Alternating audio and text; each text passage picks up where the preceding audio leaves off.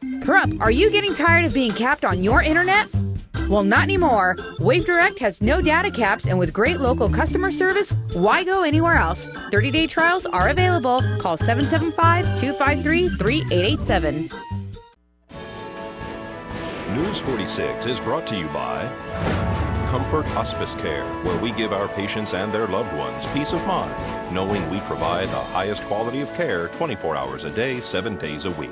For more information, call 751-0349. News is also brought to you by Smitty's Cards and Coins. Would you like to know what your collectibles are worth? Come by 2281 Postal Road, Unit 4, across from the post office.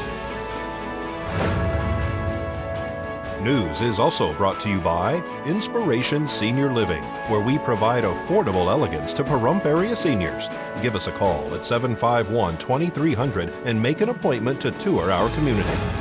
News is also brought to you by Half Price Lawyers, the only law firm in Pahrump with a low price guarantee. Located at 41 North Highway 160, Unit 11. Call 400-0000.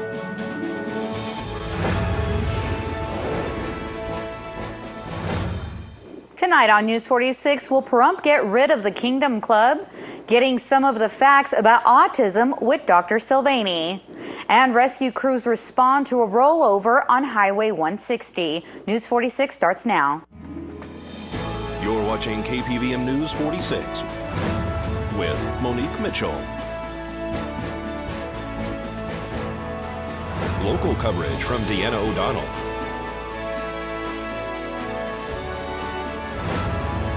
News 46, local coverage you can count on. Good evening. It's Tuesday, July 15, 2014. I'm Monique Mitchell for News 46. Well, escaped prisoner Jonathan Makata has been captured. We will have more on this story on tomorrow night's broadcast. Well, consultant and former Nye County Commissioner Gary Hollis spoke to News 46 about the Gentlemen's Club on Highway 160 called the Kingdom Club. Since the Kingdom Club came to town, many people in our community have been desperately trying to get rid of the business, which was originally planned to be a restaurant. Well, when I left the commissioners, I went over and asked Joe exactly what would it take for him to close the Kingdom. And after quite some time, he informed me that if I could get the 4 lots that he has on the end of Homestead brothel property, his own brothel property, that he would be willing to close the doors on the Kingdom, take down all his signage, his girly signage, and sign an agreement that the property would never be used for sexual orientated business again. In other words, he would lose his grandfathering clause. So I've been taking it to the town and the commissioners, and we're working, or at least I am, on trying to get rid of the Kingdom. And I asked the public to call your county commissioners and tell them we don't need that in the middle of town, and it'll help me out a lot. So everybody can just give a phone call to their county commissioner and try to get this to push through. What was the last action taken on this? They decided not to do it? No, the last action was with the town of Pahrump and for de-annexing the property down there back to the county. And it was talked about, and we came up with a solution that the town cannot de-annex or annex. Only the county commissioners can do that. Okay, so it's been going forward to them. It's not on their agenda though right now, right? No. What we wanted to do is get it out of the way of the election, the primary, and let the public keep a frame of mind on the election, and then we'll go ahead with the de-annexation part. Some of the comments were that if he made a promise to not use that property, how would that be? How would he be held to that promise? He would have. It'd be a legal document that we would record, probably with the recorder's office, it'd be just like a contract. He would sign a contract saying that he'd give up his grandfathering clause and close the place, and it would not be used for sexually oriented business. And then he would be moving another business down on the south end of town next to like the Chicken Ranch, Sherry's Ranch. Well, I don't know what he's going to do as far as zoning it brothel property. The discussion has never come up as far as me representing him on any brothel application, and that's the furthest thing from my mind. Yeah.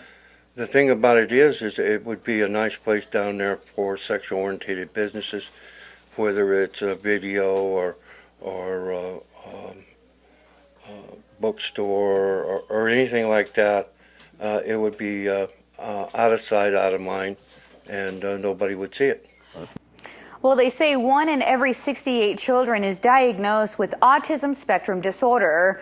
There are 3 recognized disorders under the autism spectrum disorder umbrella with varying degrees of social interaction, including variable and non-variable communication by restricted and repetitive behavior. Deanna O'Donnell spoke with autism specialist Dr. Nancy Silvani to find out more. The brain operates with a need of protein. If there's a deletion in the child of number 4 gene, meaning that it's not there, that you have 23 pairs of chromosomes, okay? Now, if one piece is missing, that means that you don't have protein. Now, people say, why is that so important? It takes protein to run the brain, to get it up and going. If you have a deletion in chromosome number 4, that means that you have a lack of protein in your brain. And that lack of protein in the brain, one theory is causing autism. There's preliminary research study being done now by a man named Ron Schneider. He was a Nobel Prize nominee in 2001. He has a preliminary research with teleenzymes.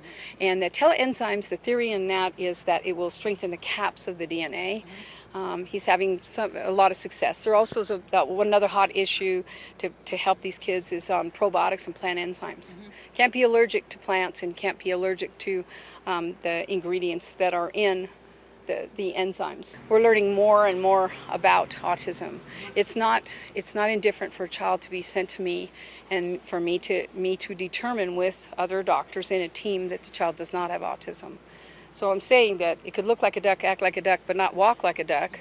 You would think that child had autism, but with these genetic studies and everything, it might be another syndrome, it might be something else. It's a long, hard process. It takes a long time, months of study, background history, blood tests, sometimes scans, everything to determine autism spectrum disorder. It's a wide spectrum. And does training and early intervention really matter? Yes. Oh yes, with these children, early intervention is key. Getting them into the early childhood system in the Nye County School District is very important. How can a person get testing done? Can they contact you? Yes, they can contact me. The state of Nevada has free services. The Nye County School District has early childhood services. You can contact them. If the parent is private and they're in question, they can come for free consult with me if they mention this commercial or for a very low wage. What's your phone number? Oh, phone number 702-604-5030. I'm mobile and that's my cell. You also have a website. Yes, I do. A website which was a gift from a parent, and I don't have any control of it, but it's called www.autismenlightenment.com. A single vehicle rollover occurred yesterday afternoon on Highway 160 near Gamebird. Tonight's accident report is brought to you by Stovall & Associates. Don't expect insurance companies to have your best interest in mind. Stovall & Associates cares. Let us help you if you have been involved in an accident.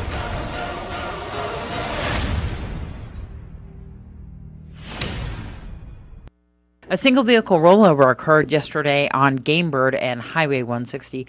Pahrump Valley Farm Rescue, Nye County Sheriff's deputies, and Nevada Highway Patrol all arrived on scene to find one vehicle that apparently left the roadway and ended up into a ditch in the desert area next to Gamebird.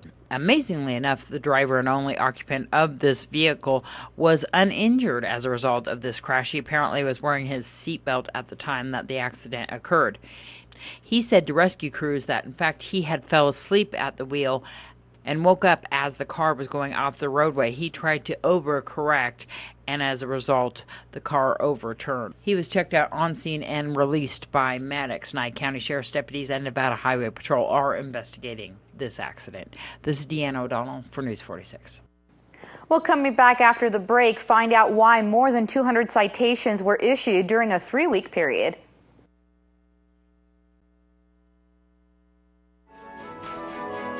This portion of the news is brought to you by Integrity Taxi. Reliable, safe, and fun. Call Integrity Taxi at 751-1111.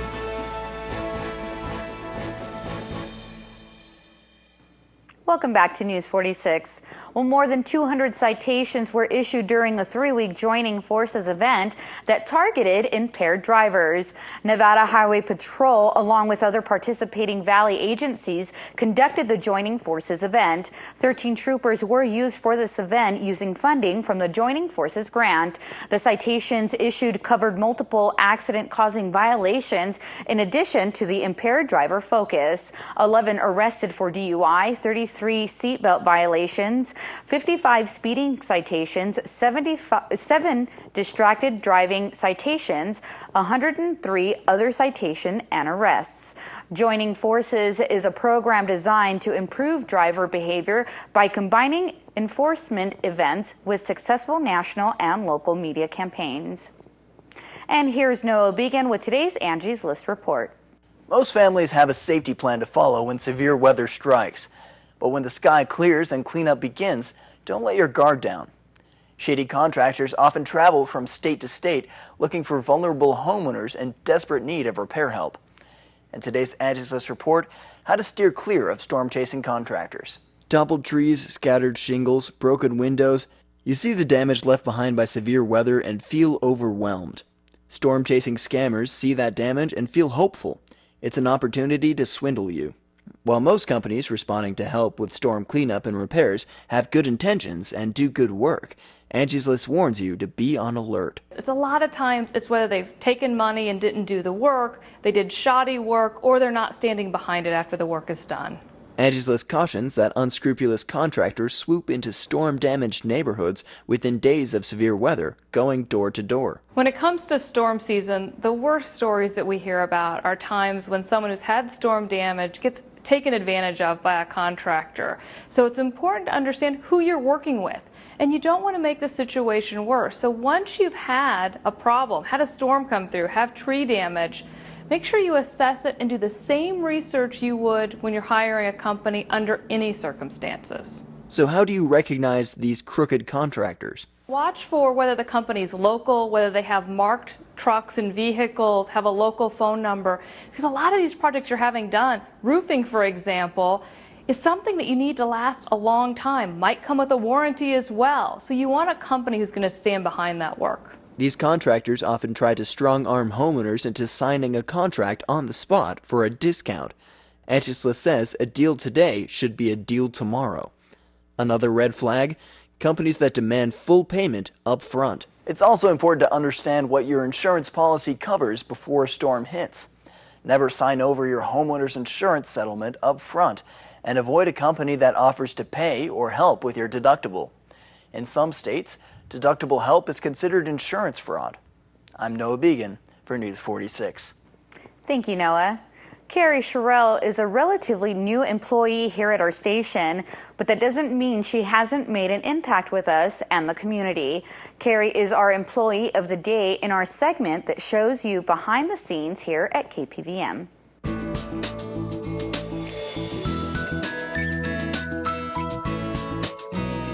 Turning the camera around. I actually broke my arm, or my hand, last summer. And so while sitting at home, I thought I could do something better with my time. And there was an ad online on Facebook for an intern for editing. So I thought it'd be fun to apply and learn some new things. I have a 24-year-old daughter. Her name is Ashton. I have a son who will be 22 next week. His name is Hayden. I am just so happy to be a part of this family. And like I said, I'm able to reuse things that, I did long ago that I thought were dormant and I wouldn't be able to do again. And I'm learning new things, and it's a good way to meet people. I like Pahrump, and I look forward to growing our community. We do have a lot of snowbirds, a lot of retirees, elderly people that can't make it to the meetings.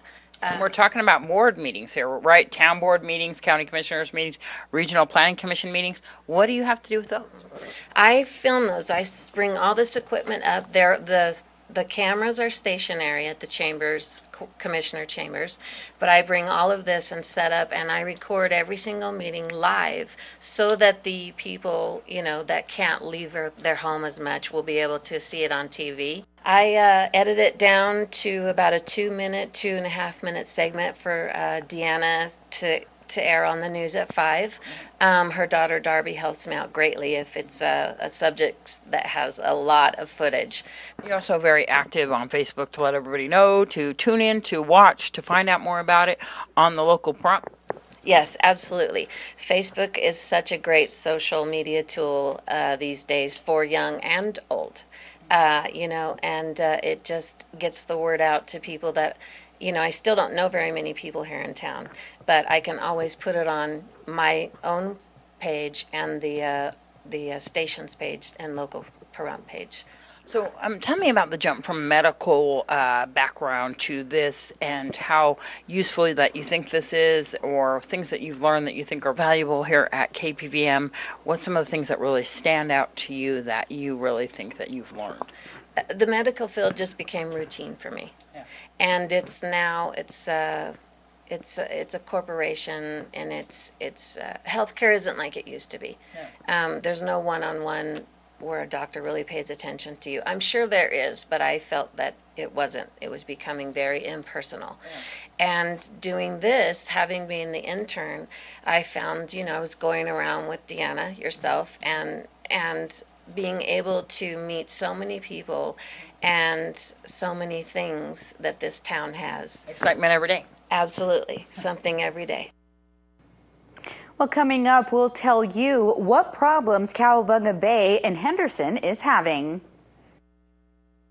Pahrump Early Learning Academy, our goal is to provide a complete nurturing environment for the growth and development of the whole child, socially, emotionally, physically, and intellectually. Children are natural explorers and need hands-on experiences to help stimulate their own imaginations. We strive to meet the needs of each individual child at their developmental level through planned activities, plus help each child attain a higher level of achievement. Call 751-5335 for more information. Today's news is brought to you in part by Dr. George Leeks, Pahrump's optometrist since 1990, offering full-spectrum eye care for children and adults. Call today, 727-8300. Welcome back. The new water park in Henderson, Cowabunga Bay, has been having lots of problems getting going. Now they have a new issue. Cowabunga Bay apparently does not allow people who are above 180 pounds on all but one of their rides. The park officials said they are working on modifying the restrictions. They state that there is a concern for customer safety. They have height restrictions on their website, but not weight. You have to pay the $5 to park and $20 to get in. That's when you find out. Wet n Wild in Las Vegas has weight limits on their website of 400 up to 800 pounds. Well, the Church of England leaders have voted to allow women to become bishops. The measure required a 2/3 majority in all three voting bodies of the church: the House of Bishop, the House of Clergy, and the House of Laity. The legislation was passed at the church's General Synod, the 3 times a year meeting that sets policies for the church, which is being held in the city of York. The first female bishop could be appointed by the end of the year. Now let's join Angela Miles with today's first business brief.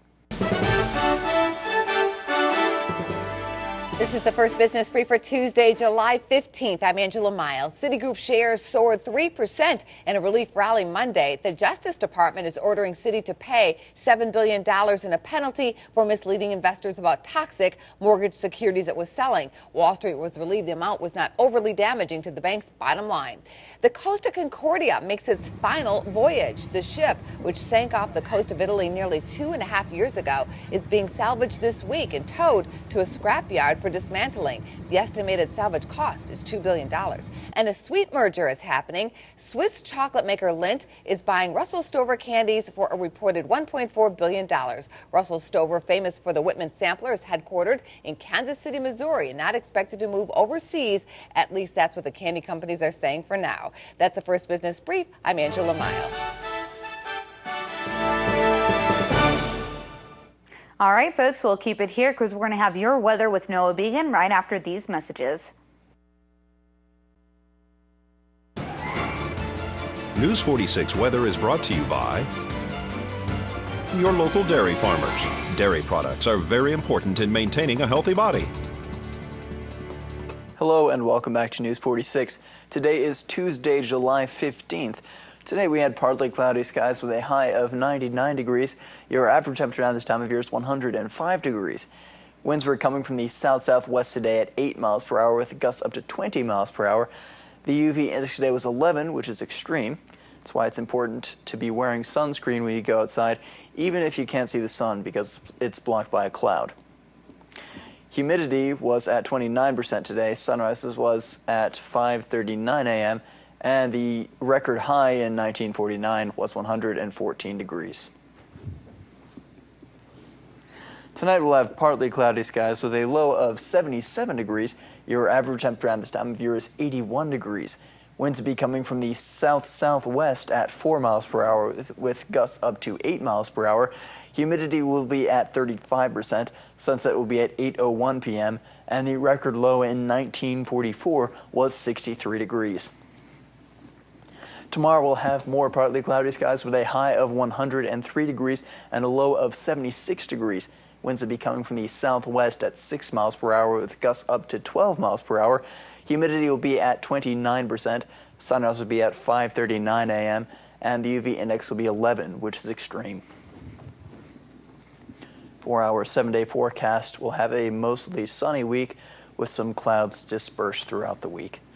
Your high temperatures will be ranging from 101 degrees to 104 degrees, and your low temperatures will be ranging from 74 degrees to 81 degrees. Thank you, Noah. Well, folks, that does it for this edition of News 46. I'm Monique Mitchell, and from everyone up here at News 46, we hope you have a great evening, and we'll see you here again tomorrow. Until then, good night.